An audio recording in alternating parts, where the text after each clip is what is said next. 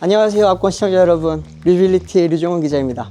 오늘은 현대차 전기 세단인 아이오닉 6의 페이스리프트 모델이 나왔다고 해서 제가 직접 한번 타보러 왔거든요.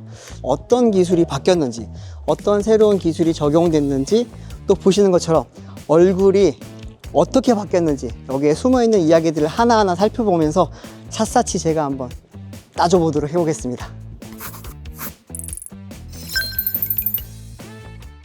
사실 제가 이제 기존의 아이오닉 6도 많이 타봤고요. 이제 이번에 바뀐 부분이 어떤지에 대해서 좀 많이 중점적으로 살펴보긴 해야 될 텐데, 아이오닉 6라고 하는 차는 소나타 전기차라고 보면 되거든요. 바로 아이오닉 6가 있어요. 이제 이 차가 바로 기존 모델이죠. 기존 모델. 이제 디자인에 대해서는 굉장히 좀 악평이 많았던 그런 차량이기는 한데, 디자인은 페이스리프트다 보니까 좀 많이 바뀌었거든요. 근데 이제 제가 기대했던 거랑은 좀 많이 달라서 여전히 좀 많이 못생겼다라는 그런 느낌이 사실은 없지 않아 있습니다. 진짜 솔직히 말씀드리면, 아이오닉 6가 기존 모델도 디자인 때문에 호평을 많이 받았잖아요. 공기 저항 때문에 결국에는 물방울 모양의 그런 형상을 갖추게 됐고, 그러다 보니 뭔가 좀 둥글둥글한 느낌? 세단이라고 하면은 약간은 날렵한 느낌으로 가야 되는데, 둥글둥글하다 보니까 전체적인 뭐 프로포션도 좀 안 좋고, 또 당시에 이제 헤드램프 디자인에 대한 좀 불호가 많았거든요. 근데 기대했던 게 뭐냐면은 RN2020E라고 해서 이제 아이오닉 6 기반으로 고성능 차를 만들 수 있는 롤링 랩이라고 하는 그런 실험용 차를 만들었었는데, 그 차가 디자인이 괜찮아졌어요. 뭐 셰시를 건드리거나 이렇게 한 게 아니라 그 헤드램프 디자인만 살짝 바꾸면서 약간의 그런 람보르기니의 느낌을 좀 줬거든요, 그 램프 자체가. 그래서 이제 그걸 보면서 다음번에 나올 차는 램프 디자인만 좀 바뀌어도 되게 멋있어지겠다라고 하는 기대를 했는데, 혹시 뭐 말씀 좀 들었어요? 왜 그거 그대로 했는지? 이게 보니까 기능적으로 나눴대요. 이제 기존에 있었던 디자인 같은 경우에는 램프 하나에 헤드램프랑 DRL이라고 하는 주간주행 등을 하나로 넣었었는데, 요즘 현대차 디자인 이제 특징 중에 하나가 분리형으로 많이 가고 있거든요. 그러다 보니 이제 그런 분리형 램프를 넣으면서 위에 얇은 눈에는 이제 주간주행등을 넣고, 실제로 이제 우리가 어두울 때 쏴야 되는 헤드램프는 주간주행등 한 칸 아래에 지금 따로 위치를 하고 있거든요. 이게 평소에 낮에 보면 잘 안 보여요. 그래서 이제 그 눈처럼, 얇은 눈처럼 보이는 게 램프구나 라고들 많이들 생각을 하시는데, 그거는 빛을 앞을 쫙 쏴줘서 밝혀주는 램프는 아니고, 이제 이 차가 지금 가고 있습니다, 시동이 켜졌습니다 라고 하는 거 보여주는 주간 주행등이죠. 이제 그게 나누면서 저는 모르겠어요. 디자인이 예상했던 거랑 다른 모습으로 나오다 보니까 오히려 아이오닉 6라고 하는 느낌보다는 소나타 같다라는 느낌이 훨씬 더 많이 드는 것 같거든요. 왜 소비자들의 어떤 선호도와는 다른 방향으로 디자인이 가냐, 이런 거 있었잖아요. 왜 그런 걸까요? 아무래도 이제 공학도와 디자이너의 싸움이지 않을까 싶기도 한데, 이 아이오닉 6는 전기차잖아요. 그러다 보니 이제 여전히 이제 전기차의 최대 목표 중에 하나는 가장 멀리 갈 수 있는 주행거리란 말이에요. 그러다 보니 이제 주행거리를 길게 뽑으려고 하다 보니까 공기 역학 성능을 고려할 수밖에 없는 거고, 그래서 결국 좀 디자인적으로는 못생겼지만 이제 기능적으로 좋은 차를 만들려고 하다 보니 이런 디자인이 나온 것 같기는 한데, 근데 그거는 차의 전체적인 쉐입이지 얼굴은 좀 바꿀 수 있잖아요, 사실. 그래서 얼굴을 좀 예쁘게 화장을 시켰으면 좋았을 텐데 라고 하는 그런 아쉬움이 있는데, 제가 사실 아까 현대차 이제 그 연구원분들이랑 잠깐 이야기를 해봤거든요. 그분은 이제 디자인 쪽은 아니세요. 네, 그쪽에 계신 분들도 자기들도 이 디자인 변경에 대해서는 좀 이해가 안 되는 부분이 많다라고 하는 그런 말씀들을 내부적으로도 하고 있다고 해요. 이제 예전에 컨셉트카가 나오고 나면은 와 멋있다라고 하다가 양산차가 나오면은 뭐야 이렇게 하는 불평불만 진짜 많았거든요. 실망도 크고. 결국에는 디자이너와 생산 쪽이 싸워서 생산이 이긴 거야. 그럴 때는 이제 많이들 좀 실망스러운 디자인이 많이 좀 뽑히게 되는 거죠. 이 차량을 판매를 할 때 디자인이랑 성능 한쪽만 아쉽다, 그럼 네. 보통 어느 쪽이 더 판매에 영향이 큰가요? 보통은 디자인 영향이 생각보다 굉장히 큽니다. 이게 어느 정도 차에 기대하는 바라든지 최근에 나오는 차들의 성능은 굉장히 많이 상향 평준화가 돼 있거든요. 근데 그러다 보니까 이제 사람들이 거기서 갖는 그런 기대치랑 인정 폭은 어느 정도 맞춰지고 나면은 그 다음부터는 예쁜 걸 찾아요. 차가 예뻐야지 잘 팔린다고 하는 말이 실제로도 이게 판매량에서도 많이 드러나거든요. 근데 아이오닉 6가 이제 제가 아까도 잠깐 말씀드렸지만 성능이라든지 기능적인 부분에서는 정말 뛰어난 차인데 결국에는 사람들이 봤을 때 이 못생겼다 라고 하는 것 때문에 안 팔리는 거고, 그 비슷한 사례가 이제 벤츠의 EQ 시리즈들, EQE, EQS라고 하는 그런 차들은 이제 E클래스의 전기차, S클래스의 전기차라고 해서 이제 나왔던 건데, 생김새를 보면은 E클래스나 S클래스가 전혀 느껴지지 않는단 말이에요. 그러다 보니까 결국에는 판매가 우리나라뿐만이 아니라 글로벌리 굉장히 많이 좀 부진했던 거죠. 판매량이 굉장히 안 좋았고, 결국에는 지금 이제 벤츠는 EQ라고 하는 브랜드 자체를 삭제해버리기로 했고, 전기차 전략도 새롭게 가기로 한 거예요.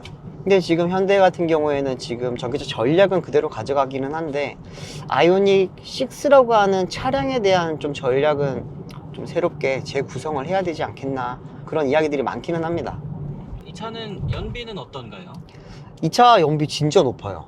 지금 여기 화면에 표시되는 걸로는 8.2km/kWh라고 나오거든요. 이게 뭐냐면은 배터리 1kWh당 8.2km를 갈 수 있다는 뜻이죠. 이 차의 지금 배터리 용량이 84kW란 말이에요.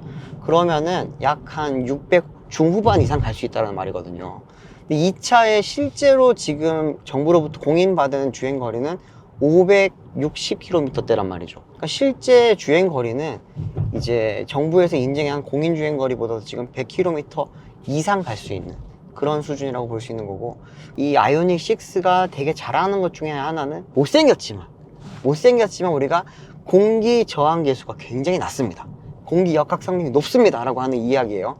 근데 이게 못생기게 만든 게 결국에는 물방울 모양을 통해서 공기가 지나갈 때 저항을 최소화 시켰다라고 하는 거고, 그거 이제 거기에 대한 값을 CD 값이라고 하거든요. 근데 CD 값이 이 차는 지금 0.206입니다. 0.206이면은 지금 현재 나와 있는 양산차 중에서도 거의 최저치, 거의 가장 낮은 수준이라고 볼 수 있고, 현대차에서 목표로 했던 게 벤치마크가 바로 테슬라 모델 3예요. 모델 3가 이제 기존 모델이 0.23이었고요. 그리고 페이스리프트된 이제 하이랜드 모델이 0.21이거든요. 근데 이 차가 그 차보다도 더 낮아요. CD 값이 더 낮다는 거는 공기 저항 계수가 더 낮고 훨씬 더 저항을 덜 받으면서 멀리 갈 수 있는 그런 차체 구조를 가지고 있다라고 볼 수 있는 거죠. 그러면 서울에서 부산까지 가는데 얼마 정도 드나요? 이게 요즘 뭐 전기차 충전 값이 많이 오르긴 했지만, 예를 들어서 한 4만 원치 정도 넣으면은 여기서 부산까지 충분히 가죠. 충분히 가고 부산에서 해운대 돌아다닐 수도 있어요. 네. 아이오닉 6는 사실 제가 아까 말씀드렸지만 소나타 전기차예요. 근데 우리가 인식했어요. 소나타 길거리에서 가장 많이 보이는 차잖아요. 근데 그런 전기차가 나왔으면 굉장히 많이 팔려야 될 거고, 현대도 그걸 기대를 했는데 올해 지금 평균 판매량이 한 600대 수준이에요. 그리고 작년에는 400대 수준까지 떨어졌고요. 재작년에도 700대 정도밖에 안 됐어요.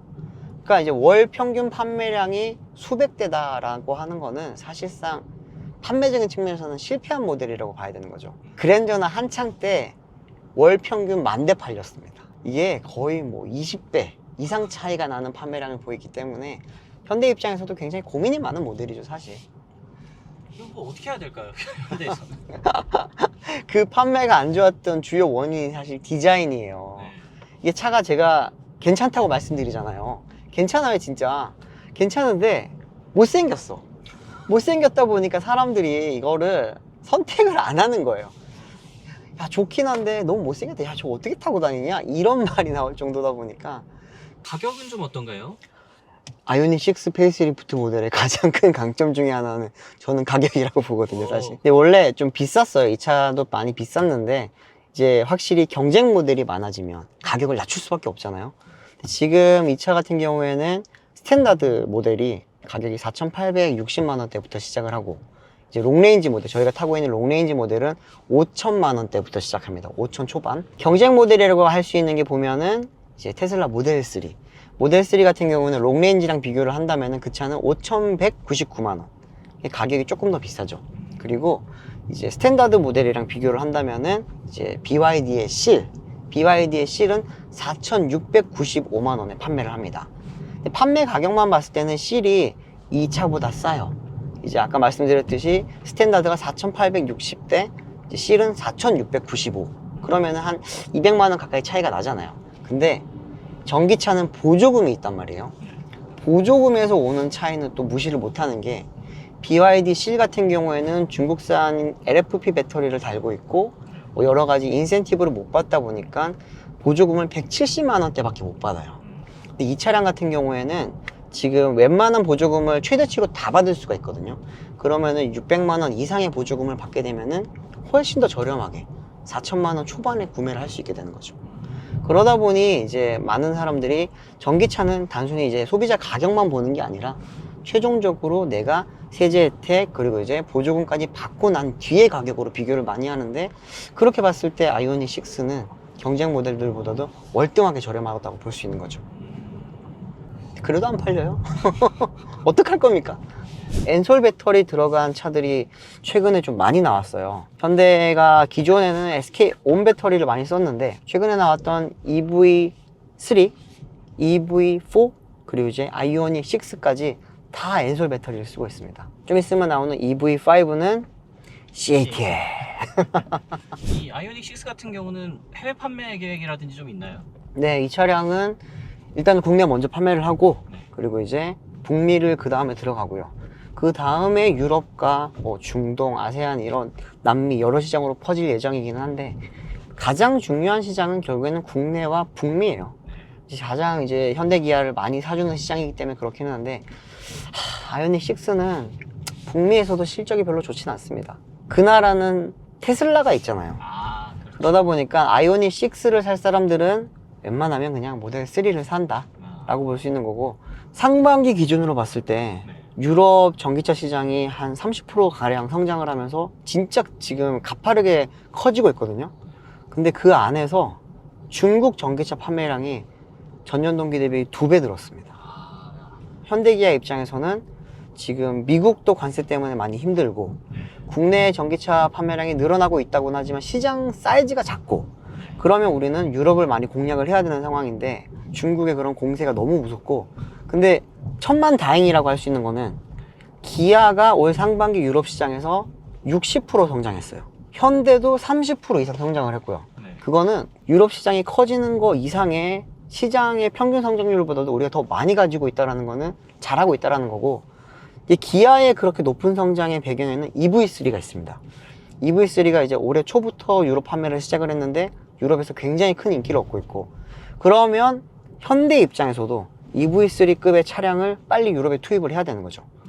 그러면 이제 아마 EV3 덕을 많이 봤던 기아 같은 폭발적인 성장을 현대도 하반기 땐 가능해질 거라고 지금 보는 건데, 그게 아마 이번에 9월 달에 독일 미넨에서 열리는 IAA라고 하는, 예전에는 프랑크푸르트 모터쇼였죠. 지금은 이제 그 자리가 미넨으로 넘어가면서 거기서 새로운 모터쇼가 열리는데, 거기서 이번에 현대차가 신차를 내놓습니다. 또 하나는 이제 북미에서 우리가 결국에는 판매량을 다시 좀 늘리려면 소렌토나 산타페급 중형 SUV 이상급의 전기차를 만들어야 됩니다. 중간 다리 없이 아이오닉 6에서 아이오닉 9으로 넘어갔단 말이에요.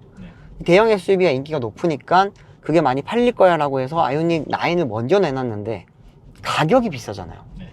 현대라고 하는 브랜드에 1억이라고 하는 돈을 지불할 만큼 사람들이 아직까지 인식이 높지가 않아요. 좀 더 폭발적으로 많이 성장을 하려면 결국에는 산타페, 소렌토급의 중형 SUV 전기차가 나와야 된다는 거죠. 보시면 여기 딱 비교를 할 수 있게 바로 옆에 있는데, 이 붉은 차량이 N라인이거든요. 아이오닉 6 N라인인데, N라인이 N이라고 하는 게 이제 현대차의 고성능 브랜드잖아요. 현대차의 고성능 브랜드의 그런 디자인적인 요소를 갖다 넣은 게 이제 N라인인데, 보시면은 딱 차이가 나는 게 바로 이 범퍼가 굉장히 역동적이고 뭔가 좀 우락부락한 느낌이 주잖아요. 이게 결국에는 이 차는 일반적인 세단이라기보다는 조금은 스포츠 성능을 강조할 수 있게 만든 거다라고 볼 수 있는 거고, 근데 이게 딱 보면 생각나는 게 있어요. 소나타 D 엣지. 소나타 범퍼 그릴이랑 되게 비슷해요. 이 라인부터 해서 이 모습 전체가 지금 소나타랑 굉장히 많이 닮다 보니까 이 차가 소나타급의 전기차라고는 했지만 그래도 각각 가는 길이 달랐고 기존에는 디자인이 많이 달랐거든요. 근데 이번에 이제 N라인 같은 경우는 이 범퍼를 넣으면서 너무 소나타스러워진 거 아니냐라고 하는 그런 좀 비판도 사실은 있기는 해요. 그래도 일반 모델이랑 딱 비교를 해보면 일반 모델은 약간 매끈하고 모던한 느낌이 들지만 뭔가 좀 밋밋한 느낌이 있죠.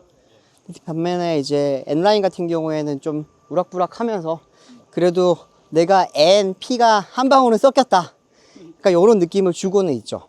근데 보니까 지금 뭔가 좀 이 옆모습을 보니까 비율이 좀 달라진 것 같아요. 네, 기존에 정말 똥망 비율이라고. 기존 아이오닉 6는 사실 비율이 똥망이라고 했었거든요. 전장이 4855면 중형 세단이에요. 네. 그런데 딱 보면은 중형 세단처럼 뭔가 늘씬한 느낌이 하나도 없었단 말이에요. 근데 이번 이제 페이스리프트 모델 같은 경우에는 전장 자체가 4925로 늘어났어요. 늘어났는데 늘어나면서 앞부분을 조금 더 많이 뺐어요.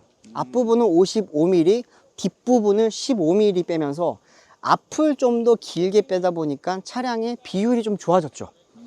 이제 세단의 가장 이상적인 프로포션이라고 한다면은 롱 노즈 쇼테일이라고 해서 앞이 좀 길고 뒤가 짧아야지만 차가 날렵해 보인단 말이에요. 근데 지금 아이오닉 6 같은 경우에는 앞을 좀 더 많이 빼고 뒤를 조금 빼면서 비율을 약간 보완을 했다. 기존 아이오닉 6는 비율이 너무 안 좋았거든요. 자, 그러면 이제 저희가 기착지를 찍고 다시 고향으로 돌아갑니다. 오, 방금 느꼈어요? 방지턱 방지턱. 브레이크 안 밟으셨죠? 네, 스무스한데요? 굉장히 스무스한데. 오, 서스펜션 세팅 되게 잘했다. 기존의 아이오닉 6 같은 경우에는 승차감이 나쁘지는 않거든요. 나쁘진 않은데 엄청 뛰어나다라고 표현하기에는 좀 부족했어요. 그러다 보니 전형적인 국산 중형 세단 택시 딱 그런 느낌이었단 말이에요. 근데 이번에 이 부분을 조금 많이 보강을 했다. 기존에도 좋았던 서스펜션을 살짝 보강을 하고 셰시 세팅도 보강을 했다라고 했는데 조금 더 좋아진 것 같기는 해요, 보니까. 지금 계속 방지턱 넘어가고 있는데 이게 덜컹 하는 그게 없네요. 그쵸? 네. 제가 일부러 지금 계속 브레이크를 전혀 안 밟고 넘어가고 있거든요. 네. 근데 보통 이제 그 넘어갈 때 먼저 딱 부딪힐 때 한번 꽝 하고 그리고 이제 뒷바퀴가 떨어질 때 꽈당 하거나 꽈당당 하거나 꽈당당당 하거나 이래요.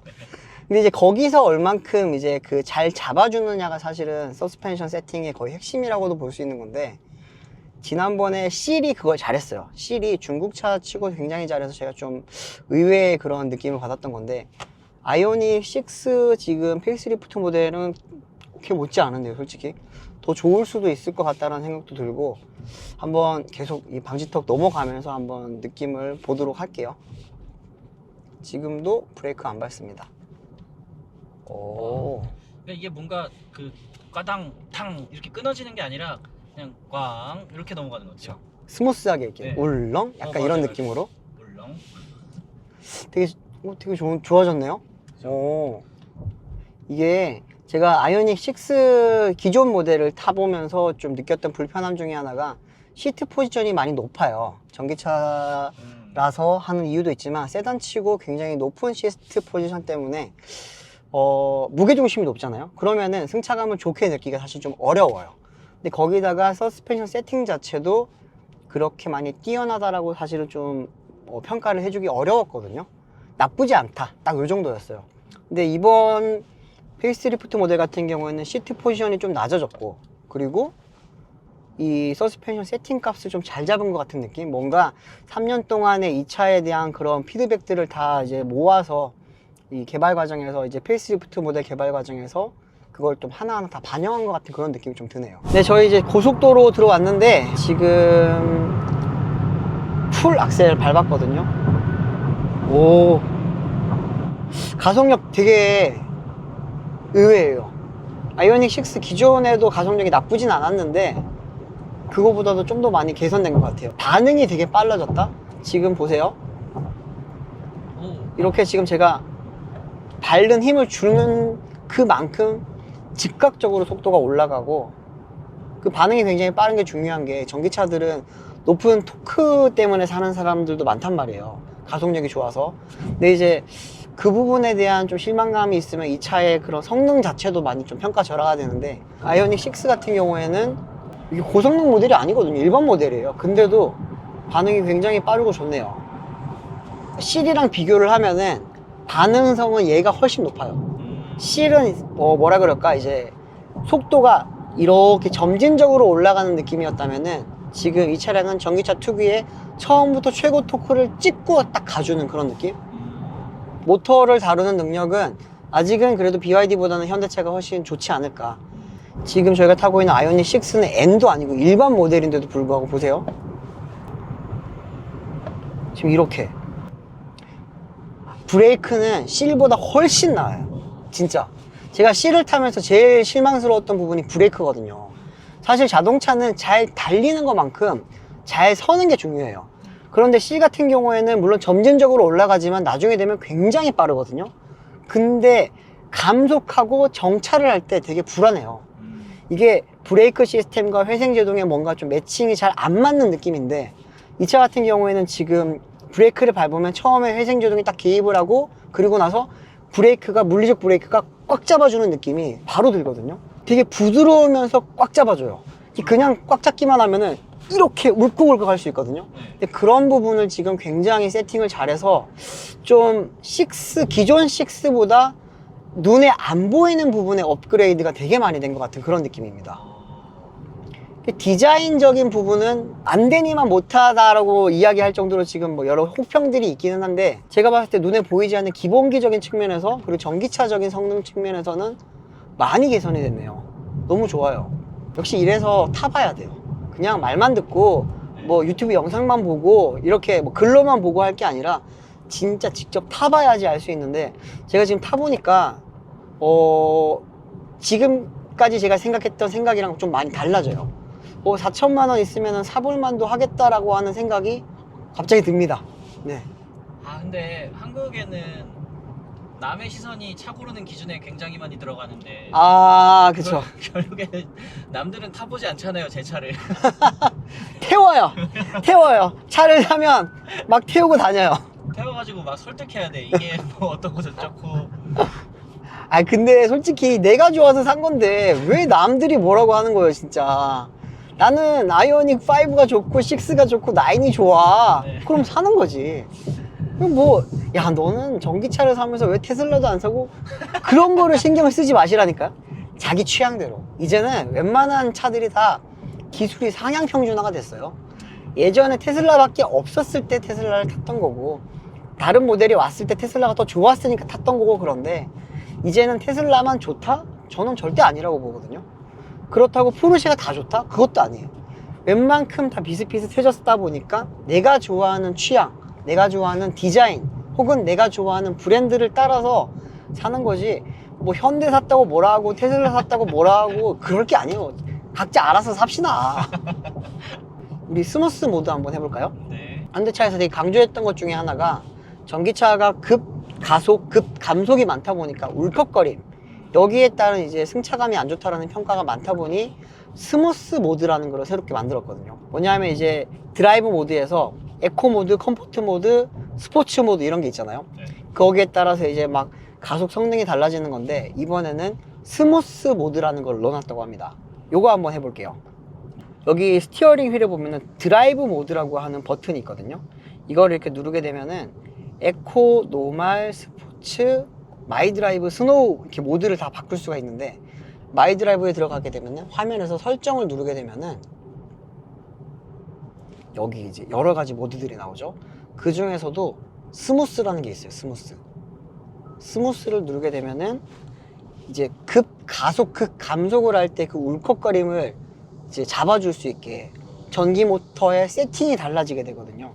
그렇게 되면서 이제 스무스 모드를 누르면은 엑셀에 어느 정도 힘을 주더라도 약간 점진적으로 힘이 올라가면서 부드럽게 가속할 수 있게 그렇게 만들어진 거라고 합니다. 이게 왜 나왔는지 알아요? 왜요? 택시 때문에 나왔어요. 택시. 아이오닉 6 택시를 탔더니 세단이라서 괜찮을 줄 알았는데 기사님들이 급가속 급출발하고 막 이러면서 막 뒤에서 막 멀미를 하는 거예요. 그러다 보니까 이제 그런 걸 막아주기 위해서 이런 기능들을 넣어야 된다라고 하는 그런 지적이 굉장히 많았고, 현대가 이번에 6에다가 이 기능을 새롭게 지금 추가를 해놓은 거죠. 아마 이런 기능은 앞으로 이제 현대기아에서 나오는 대부분의 전기차에 다 적용이 될 거고, 아무래도 이제 다른 전기차 업체들도 이 부분은 조금은 따라할 필요가 있다고 저는 봅니다. 오늘 아이오닉 6 페이스리프트 모델 보고 시승기까지 다녀왔어요. 네. 그냥 한 줄 평 한번 해주세요. 겉보다 속이 중요하다. 이게 아이오닉 6 페이스리프트가 바뀌면서도 여전히 디자인에 대한 호평은 저는 계속 이어질 거라고 사실 생각이 들거든요. 그런데 내부에 숨어있는 보이지 않는 기술이 굉장히 많이 좋아졌다. 쉽게 말하면 기본기라고 할 수 있는 달리기 성능, 그리고 승차감, 이런 부분들이 너무 좋아져서 기존의 현대차가 가지고 있었던 그런 단점까지도 많이 개선을 한 것 같은 그런 느낌이 들었고요. 판매량 측면에서 봤을 때는 큰 기대는 못할 수는 있어요. 그런데 이제 현대차가 앞으로 나올 그런 새로운 전기차를 위해서 기술적으로 완성도를 좀 더 높였다라고 하는 측면에서는 저는 의미가 있는 모델이라고 생각이 듭니다.